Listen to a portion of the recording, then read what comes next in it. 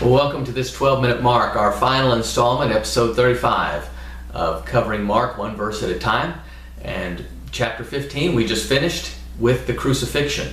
And we know that's not the end of the story, and so now we go on to the resurrection in chapter 16. Chapter 16 has been a very controversial chapter in that the earliest manuscripts in the original Greek don't have all the verses at the end that we're used to reading in our English Bibles. And so it's likely that there is an ending that was put together from the end of Matthew, Luke, John, and then some of Acts to make it have a cleaner ending. So the stuff in the last verses 9 through 20, it's not that it isn't true, it's just that it doesn't occur in our earliest manuscripts of Mark. And so maybe to harmonize and give it a good ending, some of in the early church might have put this together. It's very old. It goes back maybe to the end of the first century, beginning of the second century, but it's likely not original. And so in New Testament studies, it's probably the biggest issue of figuring out should this be here or should it not. But what we do know is that the most important part of Mark 16 is the resurrection, and that's what we have. And so here we start with chapter 16. It says, when the Sabbath was past, Mary Magdalene, Mary the mother of James, and Salome brought spices to anoint the body of Jesus. It was very early, the first day of the week, when the sun had just risen, and they went to the tomb. And they were saying to one another, "Who will roll away the stone for us?" to the entrance of the tomb. And looking up, they saw the stone had been rolled back. It was very large, and entering the tomb, they saw a young man sitting on the right side, dressed in a white robe, and they were afraid. And he said to them, "Don't be afraid. You seek Jesus of Nazareth. He was crucified, but now he is risen. He is not here. See the place where they laid him? But go, tell the disciples and Peter, going before you into Galilee. There you'll see him just as he told you." And they went out and they fled from the tomb. And they were afraid. And so they said nothing to no one. And that's right there is the end of our earliest manuscripts. And so you can see it just is kind of a cliffhanger. But the remaining verses that we'll go over real quick that you may be used to reading in many of your versions, and especially the King James Version, it says, "Now when he rose early on the first day of the week, Jesus appeared first to Mary Magdalene, from whom he had cast out 7 demons. She went and told those who had been with him, as they mourned and wept. But when they heard that he was alive and had been seen by her, they would not believe it. After these things, he appeared in another form to 2 of them, as they were walking into the country.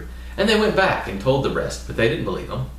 Afterward, he appeared to the 11 themselves as they were reclining at the table, and he rebuked them for their unbelief and hardness of heart, because they had not believed those who saw him after he had risen.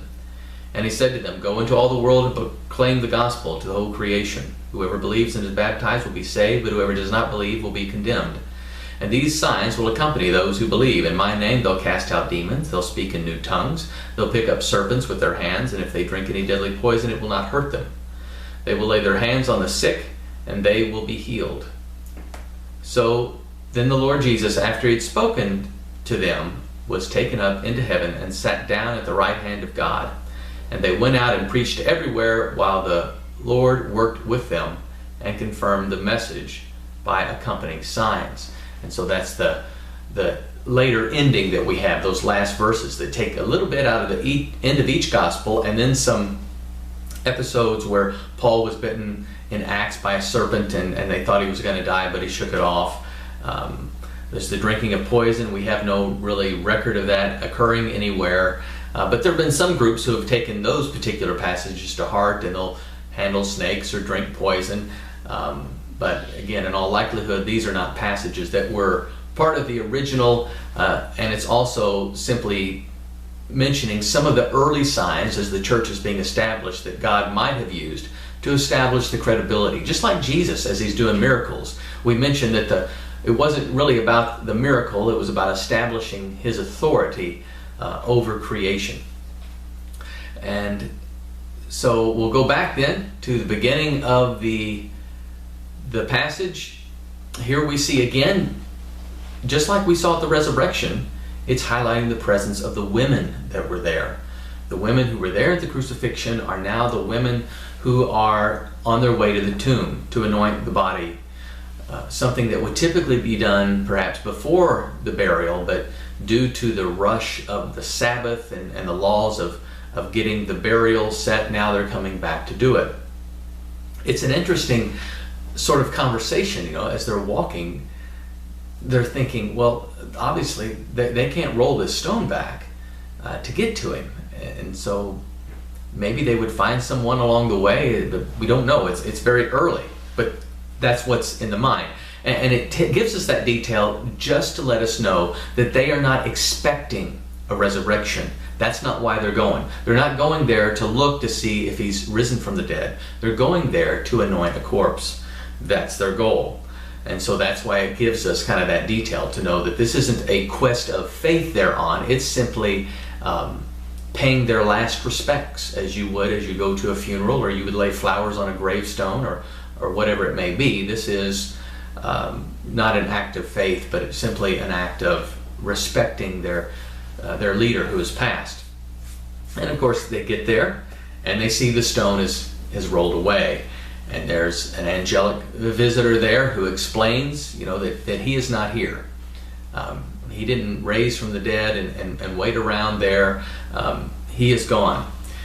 And the angel shows them where he was, and then gives them the command to go and tell others.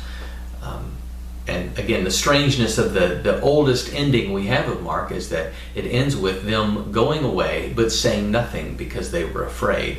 And you say, well, that's a strange ending. So it may not be the original ending, but it's what we have in most of our manuscripts. So it doesn't give us the kind of closure that we would typically look for. But it does give us the resurrection, and that's the important thing, that we know we have the resurrection, and we have the three other Gospels that give us more detail here at the end. We also see here that along with the resurrection is something of note, is that if this story was going to be made up, you would never send just women. We have three women going. The testimony of a woman was not allowed in court for Roman rule and all that. And so, again, if you're going to try to fake it, you would never send women to be the ones to start the story, because they're in a court of law, they were not allowed to be witnesses. And again, it's one of those things that just sort of speaks to the authenticity of the story, even though we don't like maybe the way, we're not sure exactly how it ends. We also have the Great Commission, now the going out and preaching and proclaiming the gospel to all creation. We see that in Matthew 28. Go out and preach and baptize, teach everyone to obey. And so that's, that's the Great Commission, as we call it, for the church, to multiply, to expand beyond itself right now, to take the gospel to the world. And so we get to see that in this longer ending, and we get to see a continued challenge of their belief. Again, we get a lot more in Luke and John and Matthew on after the resurrection of some of the details that happen. We get the little story here about the road to Emmaus in Luke. At the end of Luke, the two men who are walking along the road to Emmaus, and so here it says that he appeared in a different form, meaning that they didn't recognize him. And of course, what happens in Acts, the speaking in tongues, and so we have a lot of interesting things here in this ending. And then they went out, preached everywhere, while the Lord worked in them and confirmed their message by signs. And so that goes right into then the birth of the church in the book of Acts. And so as we look at now Mark as a whole, as we started, Mark's gospel and all gospels are not simply something that we observe or we don't read them like we would read any other piece of literature. We find out from the very beginning that Jesus is establishing his identity and his authority and calling upon all of those people then to have a radical type of faith, that he is bringing the new way, the new wine, the new life. And he lays claim on all his creation, including me and you.